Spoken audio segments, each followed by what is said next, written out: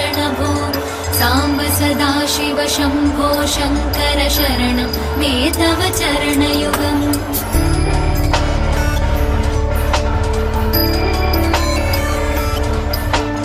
उमया दिव्य सुमङ्गल विग्रहया लिङ्गितवामाङ्गविभो साम्ब सदा शिव शम्भो शङ्कर शरणं मे तव चरणयुगम् दूरीकुरु मामज्ञमनाथं दूरीकुरु मे दुरितं भो साम्ब सदा शिव शम्भो शङ्कर शरणं मे तव चरणयुगम् शिवाय नमो शिवाय नमः शिवाय नमो नमः शिवाय शिवाय नमो शिवाय नमः शिवाय नमो नमः शिवाय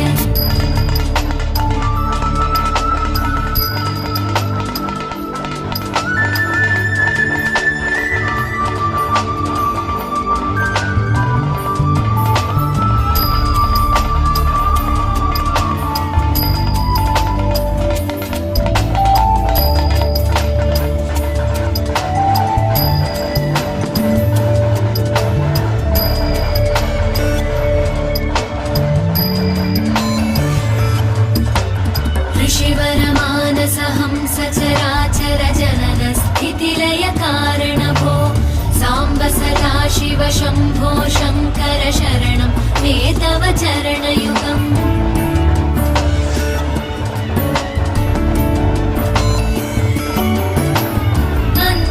अन्तःकरणविशुद्धिं भक्तिं च त्वयि सतीं प्रदेहि विभो साम्ब सदा शिव शम्भो शङ्कर शरणं मे तव चरणयुगम् करुणावरुणालयमयि दास उदासस्तवोचितो नहि भो साम्ब सदा शिव शम्भो शङ्कर शरणं मे तव चरणयुगम् शिवाय नमो शिवाय नमः शिवाय नमो नमः शिवाय शिवाय नमो शिवाय नमः शिवाय नमो नमः शिवाय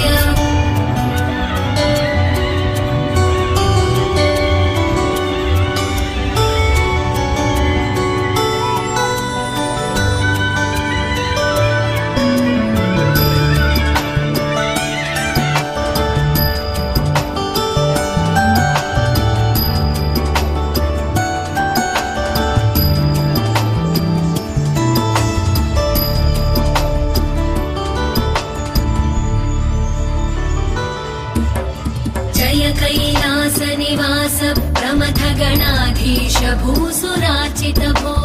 साम्ब सदा शिव शम्भो शङ्कर शरणं मे तव चरणयुगम्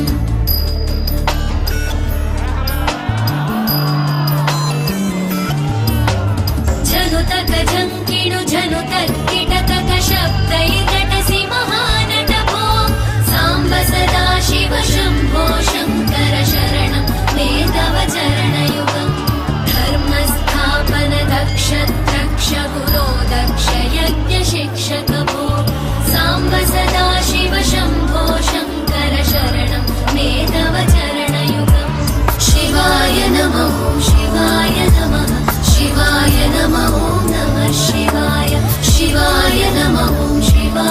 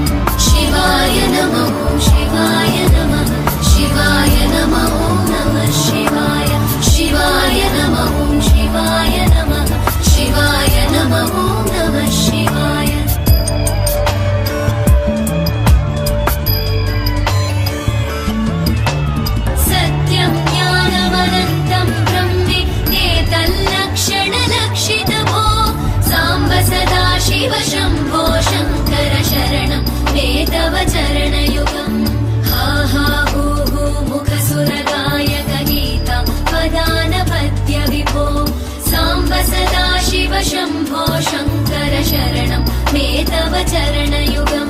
शिवाय नमः शिवाय नमः शिवाय नमः नमः शिवाय शिवाय नमः शिवाय नमः शिवाय नमः नमः शिवाय शिवाय नमः शिवाय नमः शिवाय नमः नमः शिवाय शिवाय नमः शिवाय नमः शिवाय नमः नमः शिवाय शिवाय नमः शिवाय नमः शिवाय नमः नमः शिवाय शिवाय नमः शिवाय नमः शिवाय नमः नमः शिवाय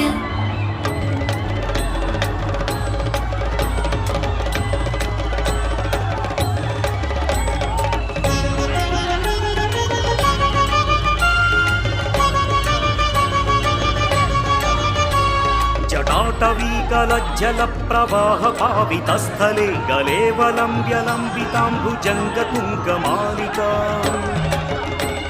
डमड्ढमड्ढमड्ढमन्निनादवड्ढमर्वयं चकार चण्डताण्डवं तनोतु नः शिवः शिवम् जटाकटाह सम्भ्रमभ्रमन्निलिम्प निर्झरि विलोलवीचिवल्लरी विराजमानमूर्धनि धगद्धगद्धगज्ज्वलल्ललाटपट्टपावके किशोरचन्द्रशेखरे रतिः प्रतिक्षणं मम धराधरेन्द्रनन्दिनी विलासबन्धुबन्धुरस्फुरद्दिगन्तसन्तति प्रमोदमानमानसे कृपाकटाक्षधोरणी निरुद्धदुर्धरापदी क्वचित् दिगम्बरे मनोविनोदमे तु वस्तुनि जटाभुजङ्गपिङ्गळस्फुरत्पणामणिप्रभाकदम्बकुङ्कुमद्रवप्रलिप्तदिग्वधूमुखे मथान्धसिन्धुरस्फुरत्वदुत्तरीयमेदुरे मनोविनोदमद्भुतं विभल्भूतभक्तरी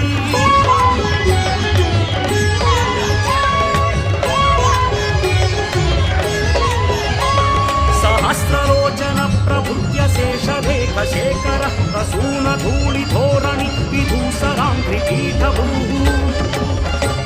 भुजङ्गराजमालया निबद्धजाटजूटक श्रियै चिराय जायतां चकोरबन्धुशेखरः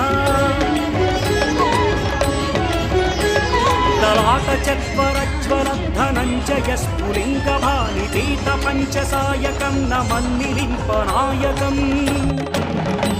सुधामयूखलेखया विराजमानशेखरं महाकपालि सम्पदे शिरोजटालमस्तु नः कराळभालपट्टिका धगद्धगद्धगज्ज्वलद्धनञ्जयाहुतिकृत प्रचण्ड पञ्चसायके धराधरेन्द्रनन्दिनी कुचाग्रचित्रपत्रक प्रकल्पनैकशिल्पिनि त्रिलोचने रतिर्मम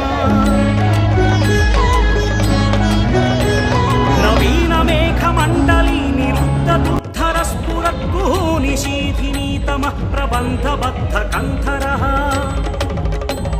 निलिम्प निर्झरीधरस्तनोतु कृत्तिसिन्धुरः कलानिधानबन्धुरः श्रियं जगद्धुरन्धरः प्रफुल्लनीलपङ्कज प्रपञ्चकालिमप्रभावलम्बिकण्ठकन्दलीरुचिप्रबद्धकन्धरौ स्मरच्छिदं पुरच्छिदं भवच्छिदं मखच्छिदं गजच्छिदान्धकच्छिदं तमन्तकच्छिदं भजे अथर्व सर्वमङ्गला कदम्ब मञ्जरी रसः प्रवाह माधुरी विजृम्भणा मधुव्रतम्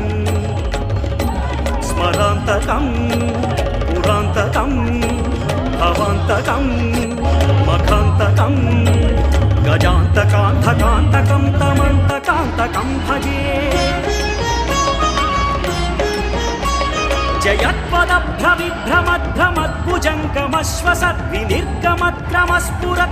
जयत्पदभ्रविभ्रमद्भ्रमद्भुजङ्गमश्वसद्विनिर्गमद्क्रमस्फुरत्कराळभालहव्यवा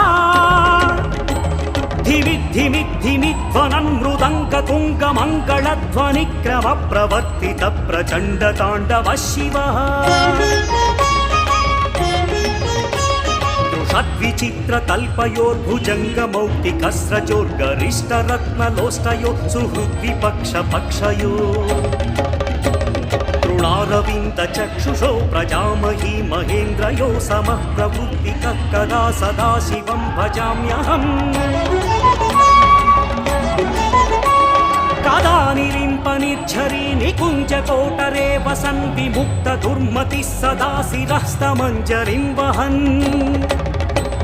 विलोललोललोचनोललामभाललग्नकः शिवेति मन्त्रमुच्चरन् कदा सुखी भवाम्यहम् इमं हि नित्यमेव मुक्तमुत्तमोत्तमं स्तवं पठन् स्मरन् ब्रुवन्नरो विशुद्धमेति सन्ततम् हरे गुरौ सुभक्तिमाशु याति नान्यथा गतिं विमोहनं हि देहिनं सुशङ्करस्य चिन्तनम्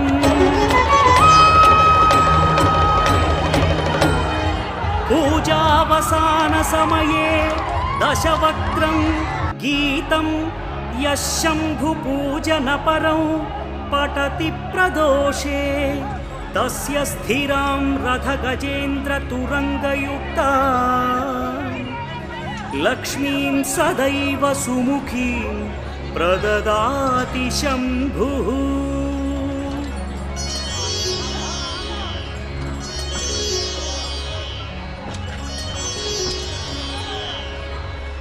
सौराष्ट्रदेशे विशदेति रम्ये ज्योतिर्मयं चन्द्रकलावतंसं भक्तिप्रदानाय कृपावतीर्णं तं सोमनाथं शरणं प्रपद्ये तं सोमनाथं शरणं प्रपद्ये श्रीशैलसङ्गे विबुधातिसङ्गे तुलाद्रितुङ्गेऽपि मुदा वसन्तं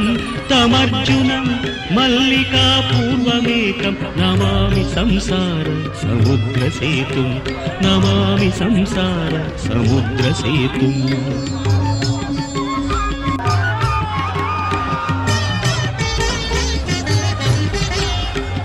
अवन्तिकायां विहितावतारं मुक्तिप्रदानाय च सज्जनानाम् अकालमृत्योः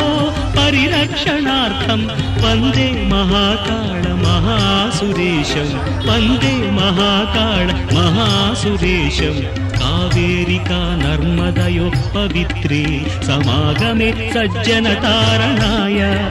सदैव मान्धात्रिपुरे वसन्तम् ओङ्कारमीशं शिवमेकमीडे ओङ्कारमीशं शिवमेकमीडे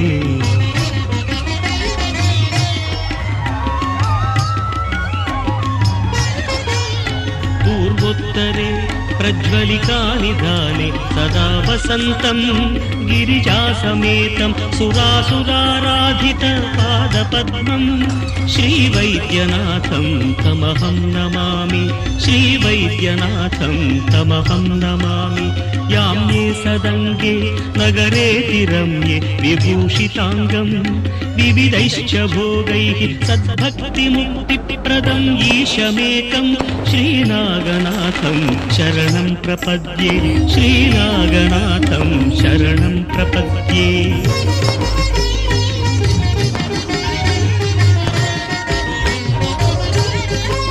महाद्रिपार्श्वे च तटे रमन्तं सम्पूज्यमानं सततं मुनीन्द्रैः सुरासुरैर्यक्ष महोरगाद्यैः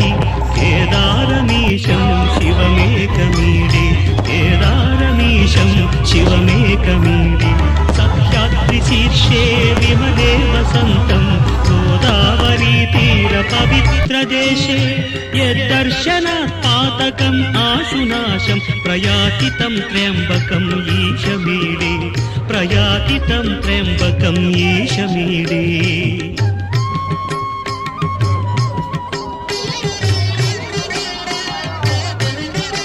सुताम्रपर्णी जलराशियोगे निबध्य सेतुं विशिखैरसङ्ख्यै श्रीरामचन्द्रेण समर्पितं तं रामेश्वराख्यं नियतं नमामि प्राणेश्वराख्यं नियतं नमामि यं शाकिनिका समाजैः निषेव्यमानं पिशिताशनैश्च सदैव भीमादि पदप्रसिद्धं तं शङ्करं भक्तहितं नमामि तं शङ्करं भक्तहितं नमामि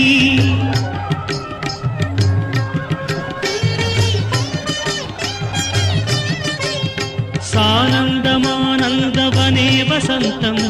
आनन्दकन्दं हतपापबृन्दं वाराणसीनाथमनाथनादं श्रीविश्वनाथं शरणं प्रपद्ये इडापुरे रम्य विशालकेऽस्मिन् समुल्लसन्तं च जगद्वरेण्यं वन्दे महोदारतरस्वभावम् कृष्णेश्वराख्यं शरणं प्रपद्ये ज्योतिर्मय द्वादशलिङ्गकानां शिवात्मनां प्रोक्तमिदं क्रमेण स्तोत्रं पठित्वा मनुज्योतिभक्त्या फलं तदालोक्य निजं भजेच्च फलं तदालोक्य निजं भजेच्च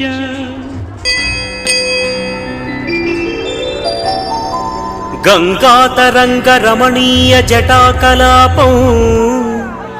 गौरी निरन्तर विभूषित वामभागम् नारायणप्रियमनङ्गमदापहारं वाराणसीपुरपतिं भज विश्वनाथम् वाचामगोचरमनेकगुणस्वरूपम् वागीश विष्णुसुरसेवितपादपीठम् वामेन विग्रहवरेण कळत्रवन्तं वाराणसीपुरपतिं भज विश्वनाथम् भूताधिपं भुजगभूषणभूषिताङ्गं व्याघ्राजिनाम्बरधरं जटिलं त्रिनेत्रम् पाशाङ्कुशाभयवरप्रदशूलपाणिं वाराणसीपुरपतिं भज विश्वनाथम्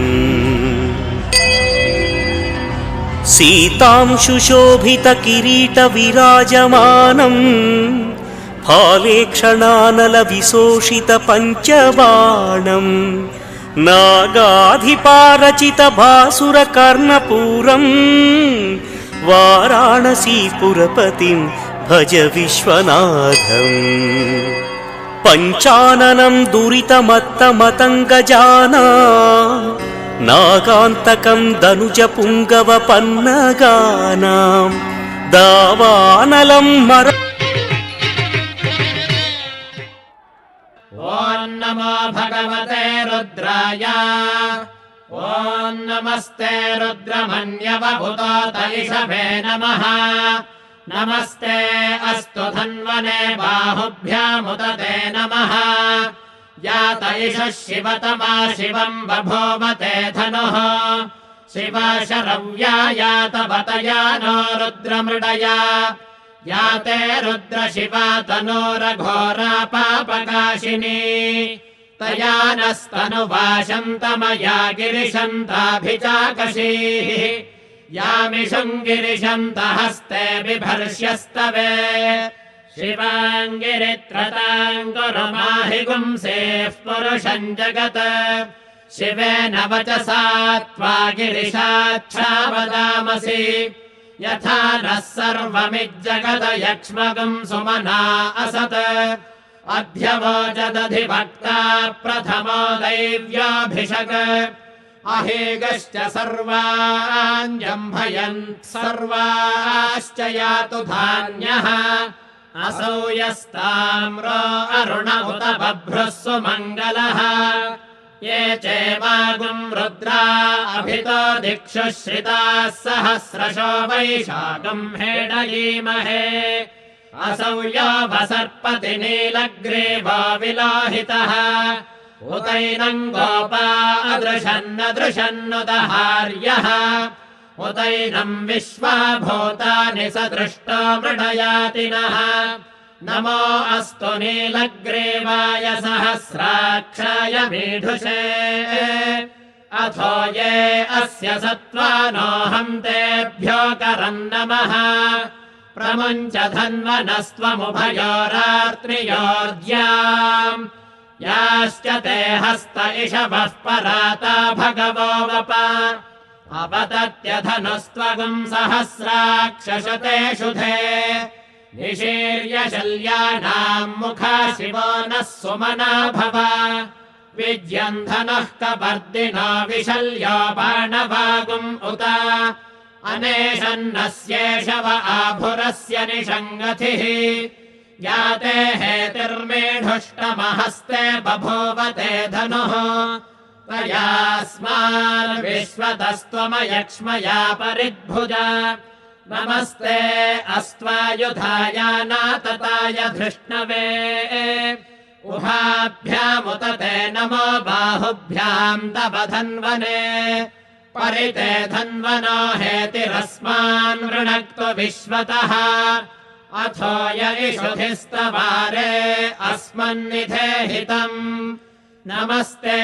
अस्तु भगवन् विश्वेश्वराय महादेवाय त्र्यम्बकाय त्रिपुरान्तकाय त्रिकालाग्निकालाय कालाग्निरुद्राय नीलकण्ठाय मृत्युञ्जयाय सर्वेश्वराय सदाशिवाय श्रीमन्महादेवाय नमः नमो हिरण्यबाहवे सेनान्ये दिशाम् च पतये नमो नमो वृक्षेभ्यो हरिकेशेभ्यः पशूनाम् पतये नमो नमः सस्मिञ्जराय द्विषीमते पथीनाम् पतये नमो नमो बभ्रुषाय विव्याधिनेन्नानाम् पतये नमो नमो हरिकेशायोपवीतिने पुष्टानाम् पतये नमो नमो भवस्य हेत्यै जगताम् पतये नमो नमो रुद्राय तथा विने क्षेत्राणाम् पतये नमो नमः सोतायाहन्त्याय वनानाम् पतये नमो नमो रोहिताय स्थपतये वृक्षाणाम् पतये नमो नमो मन्त्रिणे वाणिजाय कक्षाणाम् पतये नमो नमो भुवन्तये वारिवस्कृताय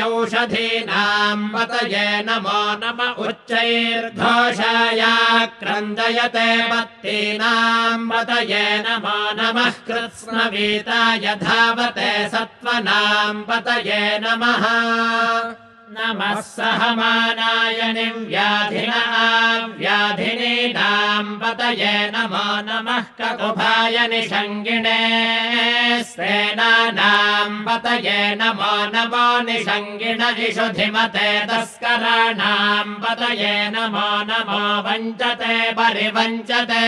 स्थायूनाम् पतये नमो नमो निचेरवे परिचरायारण्यानाम् पतये नमो नमः सृगावेभ्यो दिवागम् सद्भ्यो मुष्णताम् पतये नमो नमोऽसिमद्भ्यो नक्तञ्चरद्भ्यः प्रकृन्तानाम् पतये नमो नमुष्णेशिने गिरिचराय कुलुञ्चानाम् पतये नमो नम इषुमद्भ्यो धन्वाविभ्यश्च वो नमो नम आतन्वानेभ्यः प्रतिदधानेभ्यश्च वो नमो नम आयच्छद्भ्यो विसृजद्भ्यश्च वो नमो नमोऽस्यद्भ्यो विद्यद्भ्यश्च वो नमो नम आसीनेभ्यश्च यानेभ्यश्च वो नमो नमः स्वपद्भ्यो जाग्रद्भ्यश्च वो नमो नमस्तिष्ठद्भ्यो धावद्भ्यश्च वो नमो नमः सभाभ्यः सभापतिभ्यश्च वो नमो नमो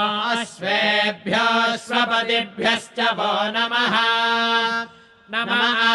व्याधिनेभ्यो विविध्यन्तेभ्यश्च वो नमो नम उगणाभ्यस्त्रगंहतेभ्यश्च वो नमो नमो घृत्सेभ्यो घृत्सपतिभ्यश्च वो नमो नमो व्रातेभ्यो गणेभ्यो व्रातपतिभ्यश्च वो नमो नमो गणेभ्यो गणपतिभ्यश्च वो नमो नमो विरूपेभ्यो विश्वरूपेभ्यश्च वो नमो नमो महद्भ्यः क्षुल्लकेभ्यश्च वो नमो नमो रथिभ्यो रथेभ्यश्च वो नमो नमो रथेभ्यो रथपतिभ्यश्च वो नमो नमः सेनाभ्यः सेनानिभ्यश्च वो नमो नमः क्षत्रभ्यः संग्रहेतृभ्यश्च वो नमो नमस्तक्षभ्यो रथकारेभ्यश्च वो नमो नमः कुलालेभ्यः कर्मारेभ्यश्च वो नमो नमः पुञ्जिष्टेभ्यो निषादेभ्यश्च वो नमो नमः इषुकृद्भ्यो धन्वकृद्भ्यश्च वो नमो नमो मृगयुभ्यश्वनिभ्यश्च वो नमो नमः स्वभ्यश्वपतिभ्यश्च वो नमः नमो भवाय च रुद्राय च नमः शर्वाय च पशुपतये च नमो नीलग्रीवाय च शितिकण्ठाय च नमः कपर्दिने च व्युक्तकेशाय च नमः सहस्राक्षाय च शतधन्वने च नमो गिरिशाय च शिबिविष्टाय च नमो मेढुष्टमाय चेषुमते च नमो ह्रस्वाय च वामनाय च नमो बृहते च वर्षीयसे च नमो वृद्धाय च संवृध्वने च नमो अग्र्याय च प्रथमाय च नम आशवे चाधिराय च नमः शीघ्रियाय च शेभ्याय च नम ऊर्व्याय च वस्वन्याय च नमः स्रोतस्याय च द्वीप्याय च नमो ज्येष्ठाय च कनिष्ठाय च नमः पूर्वजाय च परजाय च नमो मध्यमाय च पगल्भाय च नमो जघन्याय च बुध्नियाय च नमः रथेभ्यश्च वो नमो नमो रथेभ्यो रथपतिभ्यश्च वो नमो नमः सेनाभ्यः सेनानिभ्यश्च वो नमो नमः क्षत्रभ्यः संग्रहेतृभ्यश्च वो नमो नमस्तक्षभ्यो रथकारेभ्यश्च वो नमो नमः कुलालेभ्यः कर्मारेभ्यश्च वो नमो नमः पुञ्जिष्टेभ्यो निषादेभ्यश्च वो नमो नमः इषुकृद्भ्यो धन्वकृद्भ्यश्च वो नमो नमो मृगयुभ्यश्वनिभ्यश्च वो नमो नमः स्वभ्यश्वपतिभ्यश्च वो नमः नमो भवाय च रुद्राय च नमः शर्वाय च पशुपतये च नमो नीलग्रीवाय च शितिकण्ठाय च नमः कपर्दिने च व्युक्तकेशाय च नमः सहस्राक्षाय च शतधन्वने च नमो गिरिशाय च शिबिविष्टाय च नमो मेढुष्टमाय चेषुमते च नमो ह्रस्वाय च वामनाय च नमो बृहते च वर्षीयसे च नमो वृद्धाय च संवृध्वने च नमो अग्र्याय च प्रथमाय च नम आशवे चाधिराय च नमः शीघ्रियाय च शेभ्याय च नम ऊर्व्याय च वस्वन्याय च नमः स्रोतस्याय च द्वीप्याय च नमो ज्येष्ठाय च कनिष्ठाय च नमः पूर्वजाय च परजाय च नमो मध्यमाय च पगल्भाय च नमो जघन्याय च बुध्नियाय च नमः सोऽभ्याय च प्रतिसर्याय च नमो याम्याय च क्षेम्याय च नम उर्वर्याय च खल्याय च नमः श्लोक्याय च वसान्याय च नमो वन्याय च कक्ष्याय च नमः श्रवाय च प्रतिश्रवाय च नम आशुषेणाय चाशुरथाय च नमः शूराय चावभिन्दते च नमो वर्मिणे च वरोधिने च नमो बिल्मिने च कवचिने च नमः श्रुताय च श्रुतसेनाय च नमो दुन्दुभ्याय च हनन्याय च नमो धृष्णवे च प्रभृशाय च नमो दूताय च प्रहिताय च नमो निषङ्गिणे चेषुधिमते च नमस्तीक्ष्णेषवे च युधिने च नमः स्वायुधाय च सुधन्वने च नमः श्रुत्याय च पथ्याय च नमः काट्याय च नीप्याय च नमः सोद्याय च सरस्याय च नमो नाद्याय च वै वैशन्ताय च नमः कोऽप्याय च भट्याय च नमो वर्ष्याय च वर्ष्याय च नमो मेघ्याय च विद्युत्याय च नम ईर्ध्याय च तप्याय च नमो वात्याय च रेश्म्याय च नमो वास्तव्याय च वास्तुपाय च